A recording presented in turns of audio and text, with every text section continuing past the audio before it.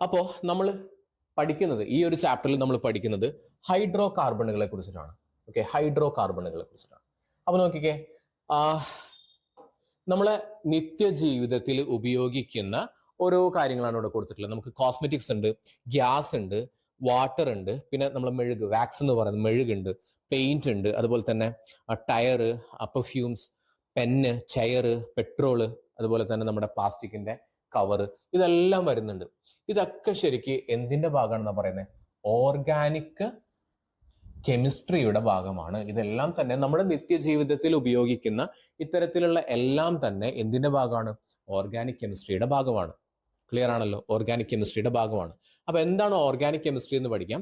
Organic കെമിസ്ട്രിയുടെ ഒരു പ്രത്യേകത എന്ന് പറയുന്നത് ഇതിൽ ഹൈഡ്രോ കാർബണുകൾ ഉണ്ടായിരിക്കും. ഹൈഡ്രോ കാർബണുകൾ ഉണ്ടായിരിക്കും. അപ്പൊ പേര് കേൾക്കുന്ന സമയത്ത് തന്നെ നിങ്ങൾക്ക് മനസ്സിലാക്കാനായിട്ട് പറ്റും. ഹൈഡ്രോ കാർബൺ എന്ന് പറഞ്ഞു കഴിഞ്ഞാൽ അതിൽ